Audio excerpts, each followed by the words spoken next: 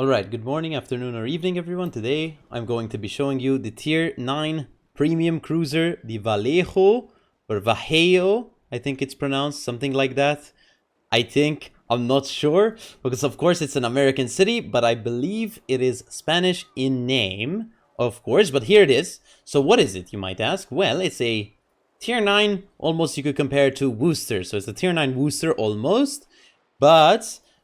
so you're probably wondering what it's going to be available for. It's going to be available for 22,000 steel. Yes, this is a steel ship at tier 9. We of course had those in the past called Neustra Shimmy and the USS Black.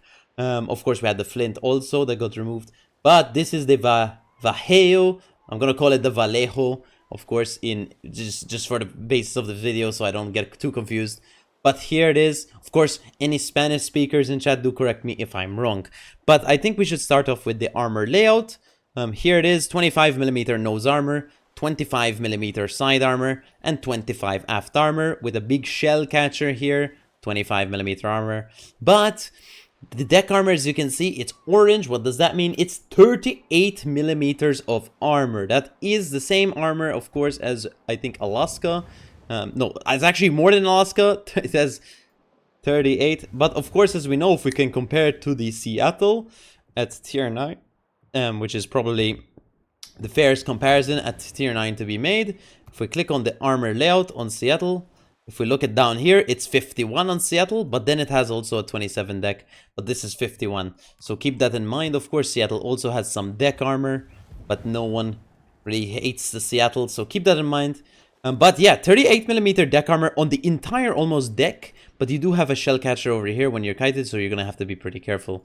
We're going to take off the armor layout and check the citadel. Of course, it sits above the water line, as you can see, 102mm.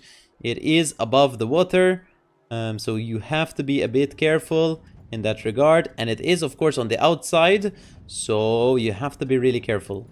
But anyway, let's look at our commander build. I'm going to be running Last Stand, Incoming Fire Alert, Priority Target, Focus Firing Training, I'll tell you why, Demolition Expert, Superintendent, Survivability Expert, Concealment Expert, and Adrenaline Rush. Now, the reason I'm taking Focus Firing Training, it's not because I believe in this thing or if it does anything. It's more importantly because there's nothing else to really take. You could take Top Grade Gunner, but your Concealment is 9.3, so I don't recommend that. You could take IFHE, but you will literally ruin your fire chance, so I wouldn't take that either.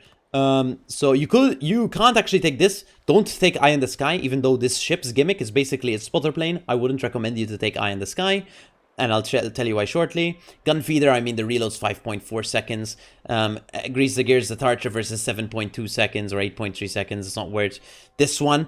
It buffs the reload of your DFA and your plane, but the plane cooldown, as you're gonna see right now, which is the reason I don't take Eye in the Sky, is 9.5 seconds, because Eye in the Sky, even though you get 2 extra spotter planes, will half your action time and half your reload time, but your reload time is so good that you don't have to half it, so you're literally just halving your action time, so it's not worth it.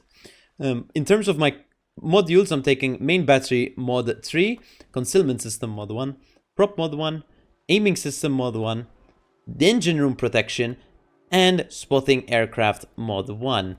In terms of the camouflage for the ship, as you can see, this is the only camo available. Of course, a perma camo, which is very basic, I would say. It's very basic. And you have an alternate, which is literally just blue as well. It's like the Sherman one, really and truly. It's like the Sherman camo, very basic camo. But that's pretty much it. You do get the camo for free, obviously, because it's a steel ship. And then you have 2 planes on the back here. I don't know what they are. I think they're drones, someone said once. If you guys know what these planes or drones are on the back, please do explain to us. Dumbos, those, you know, like me, who don't know what it is. It has like a number on it, I think 003 or something. If any of you know what these are, please do let us know in the comments below. We would really appreciate it. But yeah, that's pretty much the ship and everything. Obviously you don't have Hydro, guys. You have DFA only, and instead of spotter plane you could take fighter, but I don't recommend doing that because the spotter plane is really good. So let's move over to our game. Alright, so here we are on Sea of Fortune in the Vallejo. I don't even know how I'm supposed to pronounce it, or how I was going to pronounce it for the video, but here we are.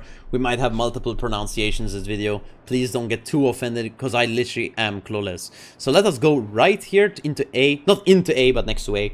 Of course, you guys are wondering, where's the radar, where's the radar, where's the hydro, in fact. Well, this thing doesn't have radar or hydro. It doesn't have those things. That's kind of like the downgrade from Worcester, of course. You know, Worcester has DFA, heal, radar, and hydro, and DCP. Of course, this does not, of course. It has heal, DFA, spotter plane. So it's a completely different layout. If you've played spotter plane Worcester, you could see it as something like similar almost. It's very similar in that case. But then again, obviously the spotter plane works differently here, and you don't have hydro, so you have to keep that in mind. The reload is 5.4 seconds. You have 48,000 HP on a light cruiser at tier 9. That's still more than Zao almost. It's pretty good. But yeah, your detection is 9.3. That's pretty much all the statistics, really, that need to be covered. Of course, the ASW does 4.2k damage per bomb drop, and the range is 7 kilometers. But yeah. Alright, so we're gonna try open up on this Republic here with our spotter plane. Actually, what's nice about the spotter plane change is, of course, if you use spotter plane on Worcester like this, it's actually pretty difficult to use because of the arcs. Oh, actually, that's something I forgot to mention about this ship. This ship does actually have better arcs than Worcester, so it is easier to hit shells with the Vallejo than the Worcester. We do still need to spot things, of course. Fire on Republic. But this is pretty much the gimmick of this ship, guys. If you know about Lazo and you've played Lazo before, this has the same exact gimmick. Right, the spotter plane, right? It's a quick cooldown spotter plane. Of course, it's a farmer. That's all it does. You don't have any utility other than damage farming, because obviously you don't have any consumables like radar or hydro, something like that to support your team in a more, I don't know, cruiser-oriented way, in a way, where you can spot torps or ships themselves. This is reliant on you outputting as much damage as physically possible, if possible, in tier 9. And obviously this could result in maybe some, you know, lack of team play style, of course. But that's obviously the main downside, I would say, of the ship, is not having any hydro or radar. Especially not having any hydro. I think having hydro is such a good thing to really have. Can I actually arc this island?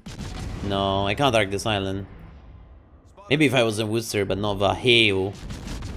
We need to go forward, maybe into the BBQ episode. Not into it, but like I need to go into a position where I can actually shoot things. Because right now we're not really in a position to shoot anything. I mean, we're gonna be able to hit this Bismarck soon. Got a fire on him. That's not bad.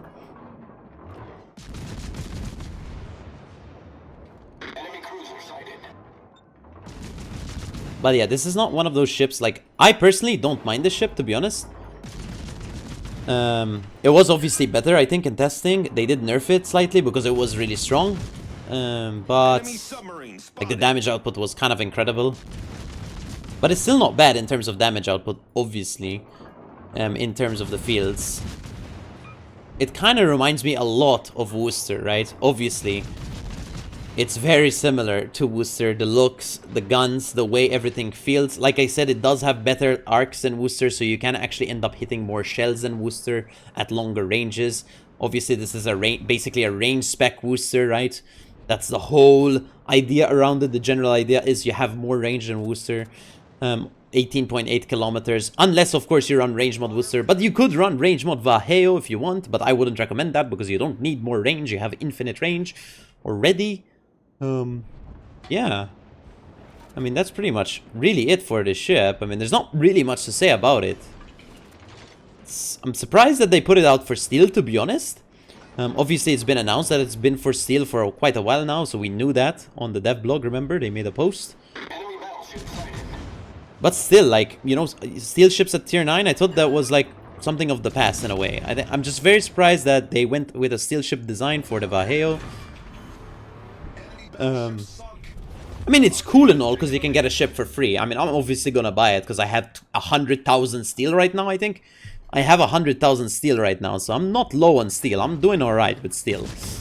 But for those of you guys who kind of like look interested about this, but are like, should I pick this over, I don't know, Stalingrad or Austin or Plymouth? I don't know. I don't think so, because it's tier 9. I think always getting the tier 10s first would be pretty interesting, would be probably better. There's nothing wrong in getting this over like a Plymouth or something, if you don't like the style of Plymouth, right? You might actually just enjoy this, of course. I'm trying to get some ASW hits on the submarine. Highly unlikely, but we'll try. And we're trying to make our way towards the FDG farm, because that's going to be pretty good to get. We got one ASW hit. Can we get another? We got 2 ASW hits. I don't know how much damage that is. Probably 0. I'm literally clueless. I know if we hit our maximum, we get 4.2k. So this is where we want to farm, guys. This FDG, guys. So our improved deck armor, of course, is really good for this kind of engagement. And sadly, we are winning the game a bit too quickly to get the whole FDG HP. But I think we're going to actually be able to get it. We're close to getting it. We'll see. Depends how the other side is doing. The Nostra Shimmy is what I'm scared of right now. There are Nostra Shimmy torps in the water. He's in our spawn right now. So we know where he is. So we know where his general direction is. So we'll just keep angled to our spawn. Of course, we have a battleship to keep in mind. We can't just sit full broadside to him. But we will try to dodge him as best as possible. And we'll keep just trying to output damage. As you can see, the shells, look, they're not bad to use. They're pretty... I got citadeled. They're not bad to use. Like, they're pretty easy to use. Of course, I was full broadside there. So, of course, I'm going to get citadeled. There's a cyclone incoming. I'm actually going to turn around and run at him. I think through this method, we can actually avoid some Nostra torps. Actually, I don't know how quick Nostra reloads its torpedoes. It could be quick enough here to kill me. I have 1 on PT. It's probably the FDG, though. Yeah, it is. It is. I don't know where the Nostra is or where he's torping. I know he was north of me. Some general direction. But I think he's going towards my carrier, if I were to assume. So if I walk towards the FDG, I should be walking away from the Nostra Shimmy. FDG does die here. Not to me, probably. Probably to my team. Yes. And that's pretty much the game, I think. Unless the Nostra Shimmy feels like opening up on me, which is highly unlikely. Oh yeah, the top speed I forgot to mention on the Vallejo is 34.1 knots. Which is pretty standard for tier 9 American cruisers. It is slower than the Iowas, but that's to be expected. Especially since Iowas, not only with Brisk, by the way, they go 34.6 without Brisk. With Brisk, on Missouri and Iowa, they go 38.1 knots. So yeah, they go pretty fast. I'm gonna launch spotter plane here to get better dispersion, not like it matters. We're gonna try to get better dispersion here. We're gonna try farm out the Nostra Shimmy. You know he has a super heal. I don't think we can get too much on him. But yeah, this ship at the end of the day is a pretty selfish ship. Yes, no hydro, no radar, minimal team play. I think I die here. But if I can get as much damage as I can on the Nostra Shimmy before I die... No. It's okay, though.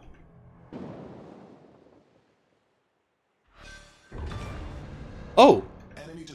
We did end up getting him. Lucky me, I guess. But yeah, that pretty much finishes the game, so I'll just show the score screen. Alright, so we ended up doing 122,000 damage. We got 2 kills, 211 shell hits, 7 fires, and 2... target, ASW hits, whatever.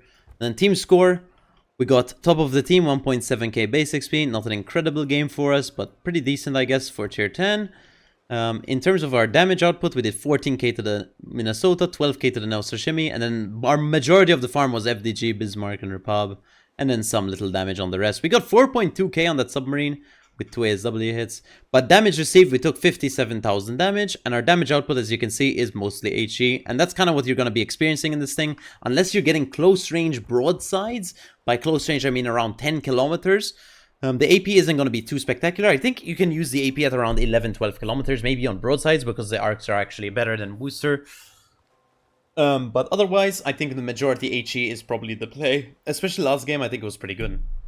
In terms of my commander build again, we have Last Stand, Focus Firing Training, Survivability Expert, Incoming Fire Alert, Priority Target, Superintendent, Concealment Expert, Adrenaline Rush, and Demolition Expert. In terms of my equipment, I have Main Battery Mod 3, Concealment System Mod 1, Prop Mod 1, Aiming System Mod 1, Engine Room Protection, and Spotting Aircraft Mod 1. And that's pretty much it for the Vallejo video. But yeah, so do I recommend it for 22,000 steel? Well, remember you can put a discount on that 22,000 steel. If we were to check how much a discount actually is, we can try check through here. I wouldn't actually use a discount on a tier 9 ship because you don't get as much. But you get 25% off. So it will be cheaper, of course. It'll be 1/4 cheaper. But yeah, do I recommend the Vallejo? Well, if you have every steel ship like me, there's literally no downsides in getting it. Why not? You know, if you have a lot of steel like me, sure. But not everyone has a lot of steel like me. So would you get it over another steel ship is the question probably you're asking. Well, that's something I can't really personally answer for you, just because, like, everyone plays things differently, right? And everyone likes different things. Oh, can I not sort by steel because I have them all? No, I can. So your options are here, right? Plymouth, Ragnar, Stalingrad. Like, would you get it over these ships? I wouldn't get it over a Ragnar. I wouldn't get it over a Stalingrad. I wouldn't get it over a Burgoyne. And I wouldn't get it over a Mecklenburg. I wouldn't even get it over a Shikishima, I think. But if you don't like playing the battleships, guys, if you don't like playing battleships, and you like playing cruisers, especially light cruisers, this could be a fun ship for you to just poke around and have a lot of damage. Obviously, there's alternatives to Vallejo. There's the Tulsa, for example, which I personally do enjoy a lot. At tier 9, it comes with radar and hydro, things we actually enjoy. Instead of infinite gun range, you get radar and hydro. The Tulsa, of course, suffers from not having a lot of gun range, but then again, that's all right. Should you get it? It's up to you. I'm personally gonna get it just because I have infinite steel. But yeah, I don't know, honestly. It's just something you have to think about yourself. You have to think about, hey, do I want, or do you want a ship that is literally sole purpose is farming enemy battleships and some cruisers, and not really supporting the team in terms of destroyers and stuff? Of course, don't get me wrong, if a destroyer is spotted, you're gonna shoot it, right? We killed it in the Ostrashimi last game, for example. But you can't go out of your way and radar them yourself. You can't. You're basically almost helpless against destroyers sometimes, because if you don't have teammates or like a division with you that's gonna help you spot the destroyers, you're gonna find it really hard to actually deal with those destroyers. But this could be a really good ship if you're gonna play it in a division with, for example, a USS Black. Because if you smoke this up with a USS Black, for example, USS Black will cover you with smoke, really long duration, and you have the radars for the Vallejo, right? And it could be actually a really good combo, right? But that's it, right? You could run a Tulsa in the division too, and it could be pretty well. Like, smoke shooting for the Vallejo is, well, it actually doesn't say it here, but it's probably around 6 kilometers, all right? 6.9 or 6.5, something like that. But yeah, that's kind of what I'm gonna have to say about the Vallejo. I think it's good if you really love light cruisers and you really want to steal light cruiser, and it could be really fun for you if you don't really care about team play, but in a way because you're forced to not care. Like, it's not because you actually don't care, you're forced to not care when you get this, right? You're obviously gonna farm damage, and damage is really important for securing victories. But yes, so yeah, I kind of do recommend it for people who love Worcester, love light cruisers, but you also have to keep in mind you're not going to have radar or hydro. So please think about this carefully. Do you want a cruiser tier 9 with no hydro or radar, especially since it's basically a Worcester at tier 9? But yeah, I think it's an awesome ship. I'm definitely going to get it myself because I have infinite steel. Plus, I do like light cruisers, and I personally don't mind not having the radar or the hydro. But that's for me. And for up to you guys, well, I hope this video, maybe the playstyle, helped you understand the ship. If you have any further questions about the Vallejo, please leave them in the comments below. I will try my best to answer as many questions as possible tomorrow, okay? Big fan. Well, today, actually, for when I upload the video, because I'm recording this a day before after my stream. But big fan, guys.